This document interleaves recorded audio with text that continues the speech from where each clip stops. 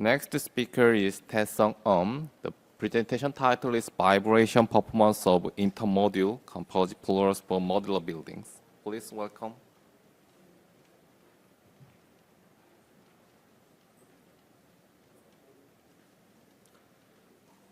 Okay. Thank you for the introduction. My name is Tae-Sung. I'm a professor at Dankook University. Today, I'm going to talk about the vibration performance of intermodule composite floor systems developed for modular buildings in Korea. This is the contents of my presentation. First, I'm going to introduce the intermodule composite floor system, and then I'm going to explain the experimental programs, test results, and the finite element modeling.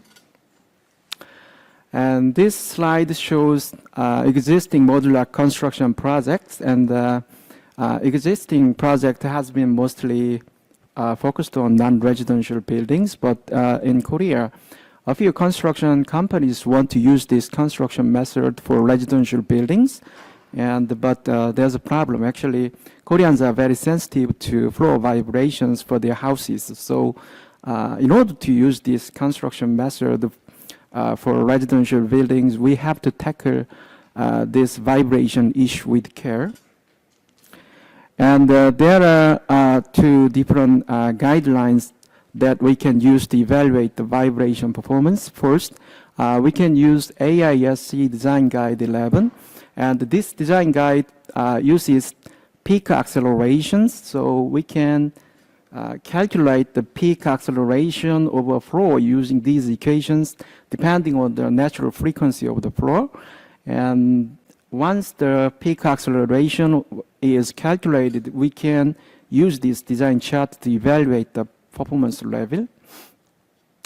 And the second guide that we can use is the ISO standard, and this ISO standard uses root mean square accelerations, which is a average acceleration over duration of time, mostly 1 second. And actually, this is the design chart used in the ISO standard.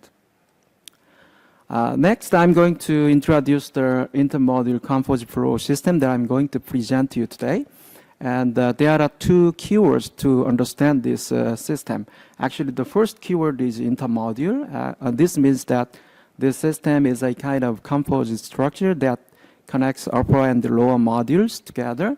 So in this photo, and this is the bottom floor beam of the upper module, and this is the ceiling beam of the lower module, and these two beams are connected by bolting. So we can expect higher floor vibration performance.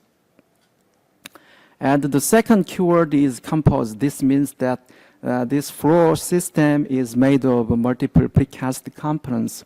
For example, we're using this kind of steel beams for floor framing, and then these steel beams are framed into the joint using these ultra-high performance concrete connectors, shortly UHPC connectors. And this is the geometry and the reinforcement details of the UHPC connector. Then we are putting precast concrete panels for flooring on top of the steel beams. And to improve the structural integrity between precast components, we are casting mortar grouting between the precast components. And if necessary, we can increase the fractural stiffness and the vibration performance of these composite floors by adding topping slab on top of the PC panels. And this is an untopped floor without topping slab. And this is the topped floor with the topping slab on top of the PC panels. And this slide shows the bolted connections between the upper module beams and the lower module beams. And actually, these bolted connections are very difficult to erect on site. But actually, these connections are very essential to achieve better vibration performance. So we need to optimize the location and the number of these bolted connections. This is the main objective of our research. Now I'm going to talk about the experimental program, and we fabricated 2 composite floors to evaluate the vibration performance, these intermodule composite floors. Actually, the floor width was 2 meters and the floor length was 6 meters. And this slide shows the details of the untopped floor, and the overall floor depth was 200 millimeters, and the PC panel depth was only 120. This means that the top 80 millimeters was left empty like this. And this is the second floor, which is the topped floor, and this slide shows the reinforcement details at the topping slab. This is the structural details of the topped floor. You can see the topping slab on top of the PC panels. And this slide shows the fabrication process of these composite floors. These are the UHPC connector. These are the corner details of the precast concrete panels, and this is the flooring using PC panels. And these 2 photos are the untopped floor, and this is the topped floor. Actually, this slide shows the bottom composite floor of the upper modules. Actually, other than these 2 composite floors, actually we fabricated a ceiling frame of the lower module, and then we connected this upper module bottom floor and lower module ceiling frame by bolting. This slide shows the 4 test models of the untopped and the topped floors. Actually, we fabricated 4 test models in each composite floor. Actually, you can identify each test model using these last words highlighted in red. Actually, B0 indicates this is a single module test model where there is no bolted connection between and B2, B4, and B8 indicates these are intermodule test models that have 2, 4, and 8 bolted connections between the upper and the lower modules. You can identify the location of each bolted connections using these figures. And now I'm going to talk about the test results. Actually, we conducted 3 different vibration tests to evaluate this vibration performance of these composite floors. First, we conducted a heel-drop test to identify the natural frequency and the damping ratio of each test model. Actually, the natural frequency was identified from the frequency domain accelerations like this, and the damping ratio was identified using the acceleration responses attenuating with time like this. And these are the untopped floor values, and these are the topped floor values. And as you can see here, as the number of bolted connections increase from V0 to B2, B4, and B8, you can see an increasing trend in the natural frequencies, and you can also see a decreasing trend in the damping ratios in both untopped and the topped composite floors. Second, we conducted the impact hammer test to identify the fundamental and the second mode vibration frequencies, and we can also we was also able to identify the vibration mode from this impact hammer test. And as you can see here, as the number of bolted connections increase between the upper and the lower modules, we confirmed that we also saw some kind of increasing trend in the fundamental and the second mode vibration frequencies. These are the summary of the previous heel drop and the impact hammer test, and we saw the same trend from these 2 previous tests. Third, we conducted a walking test, and this walking test was conducted for only 2 specimens, test models with 8 bolted connections. One is the untopped floor, and the other is the topped floor. Actually, For these tests, the working frequencies were adjusted to be less than 2 Hertz, and this working speed was adjusted to create a resonance effect between the human walking and the flow vibrations. And the flow accelerations were measured at various locations on the composite floor, each of which was marked in red here. And the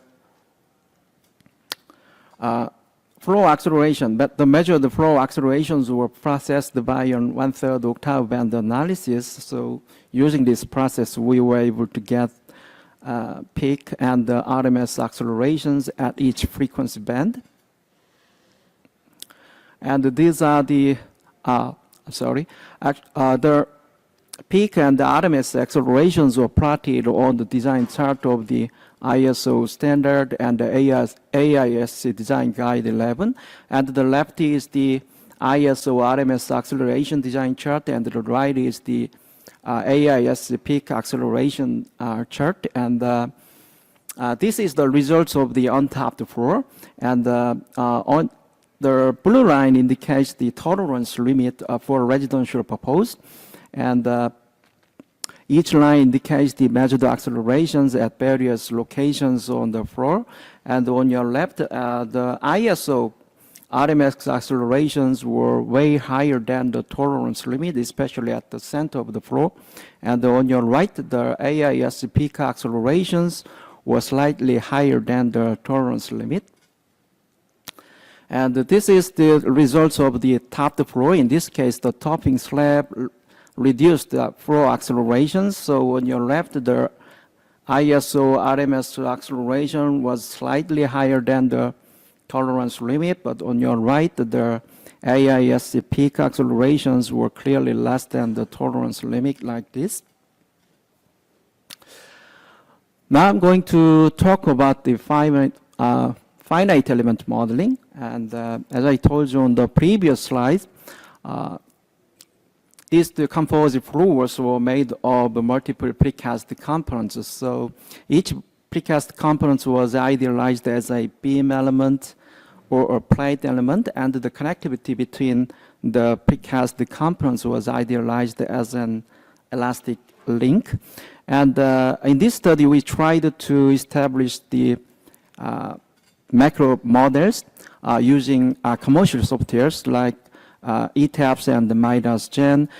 In this modeling, we used the Midas Gen, which is popular in South Korea. And the macro models here didn't include any complex interface modeling, so we can use this modeling method in practice very easily. And this slide shows the idealization concept for modeling, and I don't want to go into the details of it. And this slide compares the fundamental and the second mode vibration frequencies obtained from heat wrap test, impact element test, and the eigenvalue analysis of the macro models. And these are the comparison between the impact element test and the eigenvalue analysis, and you can see that the macro models pretty well captured the fundamental and the second mode vibration frequencies. And here, this slide shows the vibration modes of the untapped floors, and this is the vibration modes of the topped floors captured by the macro models, and we found that the macro models captured quite well the vibration modes, especially the separation between the upper and the lower modules, especially at the location where there is no voltage connection. And using these macro models, we conducted a simulation on human walking on the composite floors, and this is the footstep waveform used for the simulation, and the duration was 1.6 seconds. And we applied this footstep laws along the footprints of the footprints according to the human walking speed, and the flow acceleration was measured at the flow center here, and the measured acceleration was processed by the 1/3 octave band analysis. And this is the comparisons between the simulation and the test, and this is the results of the untapped floor.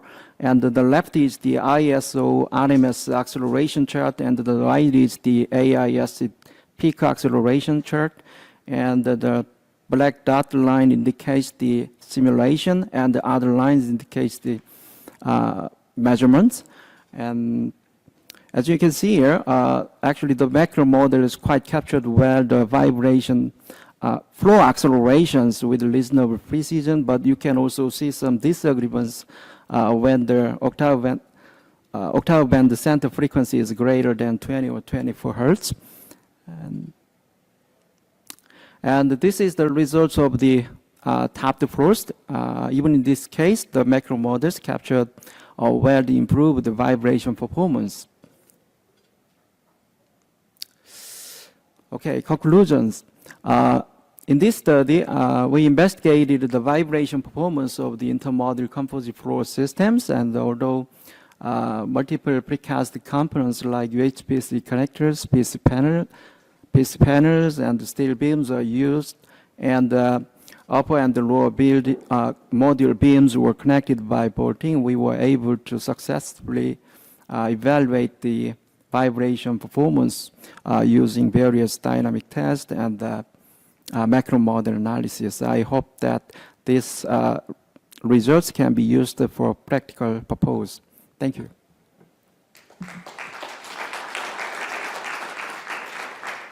Any questions? Okay, please. Can you expand a little bit on how the frequency of vibration was measured for the heel drop method you said?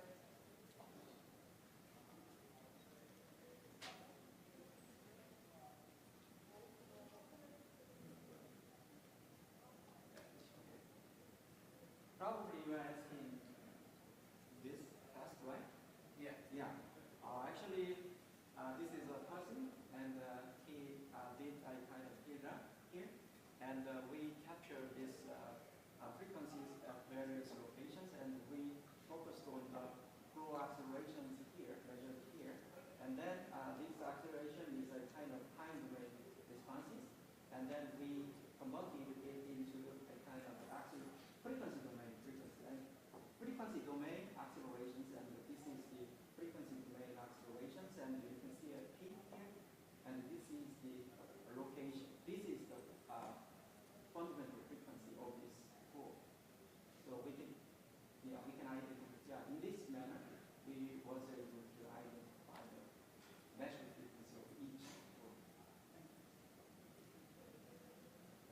Okay. So you showed the first little vibration second, and are we not worried about that third little vibration? A higher little vibration? Yeah. This is a second test we conducted. This is a kind of impact amp test, and this impact amp test is very similar to the first hydra test. But in this case, we used many accelerations measured at various locations, and in this